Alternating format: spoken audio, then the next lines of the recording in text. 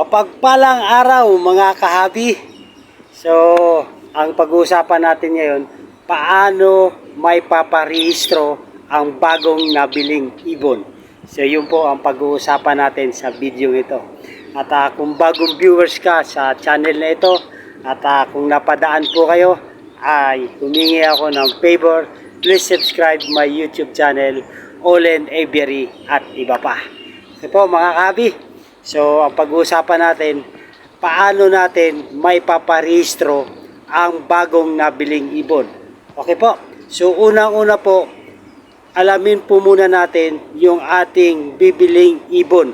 Kung ito po ay napapasama sa endangered species. Okay po, at kung bibili po tayo ng ibon, doon po sa legit na breeder or legit na farm. Okay po. At merong CWR holder or W farm permit holder. Okay po. Para makakuha tayo ng dokumento na requirements naman po ni DENR. Okay po. So ano po ba yung mga aking tinutukoy? So iisa-isahin po muna natin. So kung bibili po tayo ng ibon, humanap po tayo ng legit na breeder. Paano natin malalaman na legit? Una-una po, alamin natin, tuklasin natin at kung ito po ay legit na breeder. Okay po, kasi sa social media, marami na pong lumalabas, naglalabasan na nagbibreed, nagbibenta, pero pag sa conversation ay middleman lang pala siya. Okay po, nagmi-middleman. Hindi siya mismo yung may-ari ng mga ibon or farm. Okay po, so kailangan maging masuri tayo sa pagbili ng ibon at kailangan po makilala natin yung bibila natin ng ibon na ating gustong i-acquire. Okay po, kung nakahanap po na po tayo ng legit na breeder, okay po, ay kailangan po na magsabi tayo na kailangan natin ng dokumento o yung tinatawag na papel. Okay po, bibili tayo ng ibon with papers. Kasi merong kahit breed, kahit CWR holder siya, ay hindi pa rin siya makakapag-issue ng DOS or DOD. Okay po. So, kung tayo po ay nakahanap na, ay kailangan meron tayong conversation ng seller at nung buyer kung magkano yung amount na bibili natin na ibon with papers. Ibig sabihin, bibili natin ang ibon with total package na po. Okay po, kasi merong iba na mga breeder na ibon lang may papel, pero yung pagpaprocess ay i-charge pa sa atin. Yung mga gastusin ng pagpunta sa DENR ay i-charge pa sa atin at hindi pa naisasama doon sa pagbili natin ng ibon. So kailangan unawain natin, linawin natin sa seller ng bibili nating ibon kung anong include doon sa presyo na nabanggit niya. Okay po mga kahabi, para maging malinaw po ang ating transaction doon sa buyer at doon naman din po sa seller upang maunawaan naman ng seller kung ano yung binibili niya, kung ano yung including doon sa presyo na nabili niya. Okay po, so bibigyan ko po kayo ng halimbawa para sa mga baguhan na nakapag-avail or mag-a-avail ng ibon na endangered species at nais niyang iparehistro sa DENR upang maging legal ang kanyang pag-aalaga. Okay po mga kahabi, ito po ay isang halimbawa. Ito po, ito totoo na to. Pero inahalimbawa ko lang sa inyo mga kahabi. Ito yung pag-acquire ko. Ito yung tinatawag na deed of acquisition. Okay po, DOA. Kung paano at saan na pamamaraan nyo na avail yung inyong ibon, yung deed of acquisition. So sa deed of acquisition ko, ito po ang pagka-avail ko. Deed of Sale. So DOS. Okay po. Ito po yung halimbawa ng DOS, Deed of Sale. Ito po, dito si buyer, ipinapakilala niya yung kanyang sarili. Si seller pala. Si seller, ipinapakilala niya sarili at yung address. Pangalawa, si buyer. Okay po, andyan din po naka-identify yung pangalan ng buyer at address. At yung kasunduan ninyo na ibon na i-acquire ninyo or yung bibili ninyo. At yung amount, importante po na yung amount ay magkasundo kayo kung magkano ang ilalagay ninyo sa DOD. Dahil ito po ay legal document. At saka po, isang i-attach nyo ID ng buyer at ID ng seller. Ito po yung government ID. Okay po. Pag nakagawa na po nito, ay mga kahabi, itatanong nyo rin po sa inyong pagbibilhan kung sino magpo-provide lahat ng documents. Kung separate doon sa presyo ng ibon, yung papers or yung document or package deal na. Kasi po, maganda yung klaro yung inyong pag-uusapan. Okay po. Pag nakagawa na po kayo nito, ay kailangan ipanotaryo nyo ito. So, kailangan po ipanotarize ninyo. Ito po, in-notary sa notary public.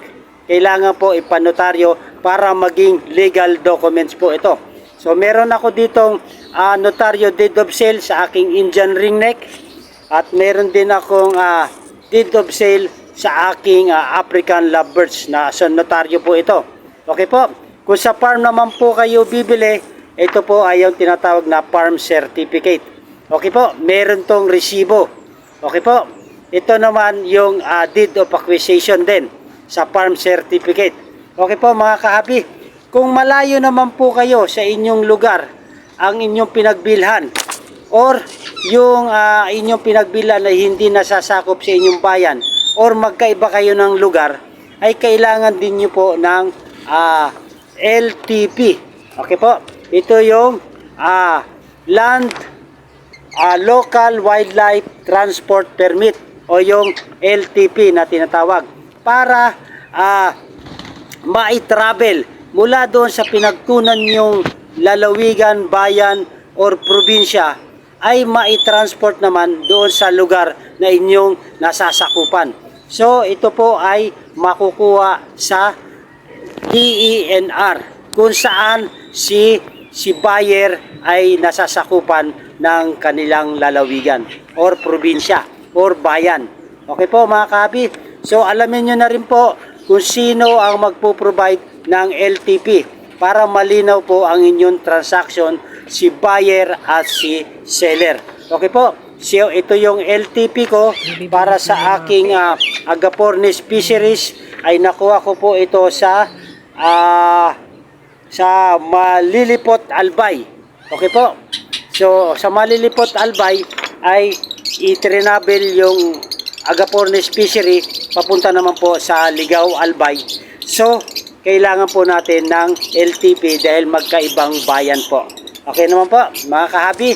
So ito rin po ay ang LTP ko mula naman po sa Quezon City ay dadalhin sa Ligaw Albay. So kailangan din po ng LTP. Okay, Local Transport Permit. At kailangan po ay meron selyo na galing ito sa DNR. Napakamura lang naman po ng charge para sa LTP. Ito ay nagkakahalaga lang po ng 100 pesos. Okay po, napakamura po, napaka-minimal po. Ngayon ang bayaran sa DNR. Okay po mga kahabi. So ito pong mga dokumento nito ay ang magpo-provide nito ay si buyer, ay si seller. Okay po, or sa kung bibili kayo sa farm permit, wildlife farm permit holder, ay siya po ang magpo-provide. Pero depende po sa usapan ninyo ng buyer to seller conversation at sa inyong agreement. Okay po. Kasi merong si buyer na siya magpa-process ng mga dokumento, pero kayo po ang magpipick up ng ibon sa lugar niya. Or kayo ang magcha-charge sa shipping fee. Okay po. Meron naman po na nakakausap natin or napagtatanungan na include na doon sa presyo ng ibon lahat ng document at saka yung pag-transport ng ibon. So ihahatid na lang sa inyo yung ibon with papers doon sa bayan or sa bahay ninyo. Okay po. So kailangan sa pagbili ninyo mga kahabi, sa mga nagbabalak bumili ng ibon, na alamin ng husto ang inyong pag-uusap regarding sa pagbili ng ibon. Dahil pag nakapag-down na kayo at hindi kayo nagkasundo sa inyong usapan, ay yon ang nagkakaroon ng problema at doon po tayo nagkakaroon ng hindi magandang kasunduan. So kailangan malinaw, parehas nagkakaunawaan at parehas nagkakasundo sa kanilang usapan. So okay po. So itong mga dokumento to mga kahabi, deed of sale, LTP ay isa sa mga requirements para mapairehistro natin ang ating mga na-avail or na-acquire na ibon sa DNR upang tayo ay makakuha din ng CWR or yung tinatawag na Certificate Wildlife Permit registration sa CWR pala yun. Sa W Farm Permit naman po yung WFP. Okay po. So ito naman kung atin ipaparehistro yung ating ibon na na-avail, meron na tayong documents, ay kailangan din natin ng form. Itong form na to ay galing po sa DANR, Application for Certificate of Wildlife Registration. Ito po ay makukuha natin sa DNR offices, sa Penro, sa sentro na ating nasasakupan. Okay po, ito po ay walang bayad, free lang po itong registration form. Or either, pwede natin itong i-download sa site, sa Google ng DNR. Ito po ay mada-download natin. Okay po, so itong application ay pipilapan lang natin, ilagay natin yung pangalan, address, telephone number, information nung mag-a-apply ng CWR. Okay po. So dito sa species, kung ano yung na-avail natin na species na merong documents po Kasi ito ang importante, hindi tayo pwedeng maglalagay ng mga species na wala tayong documents. So yung may documents lang po ang ating ilalagay dito sa registration form. Tapos signature. Okay po. Pagkagawa natin ito, ay pwede na po natin ito i-apply sa DNR. Okay po. So yun po ang mga kapamaraanan, mga kahabi, para makapag-rehistro tayo ng CWR sa DNR. Okay po. Napakahalaga mga kahabi, unang-una yung ating pagtatanong sa ating mga nakikilala sa social media. Kailangan i-trust natin yung ating pag-uusap sa mga breeder. Kailangan meron tayong mga isang salita at suriin natin na itong mga nakakausap natin ay hindi mga anonymous o mga kahina-hinala. Dahil marami rin pong naglipa na sa social media regarding sa mga illegal trading at minsan ay ginagamit nila ang mga ibang mga picture ng ibon upang makahikayat sila. Ngunit sa bandang huli ay wala naman po silang ibinebenta.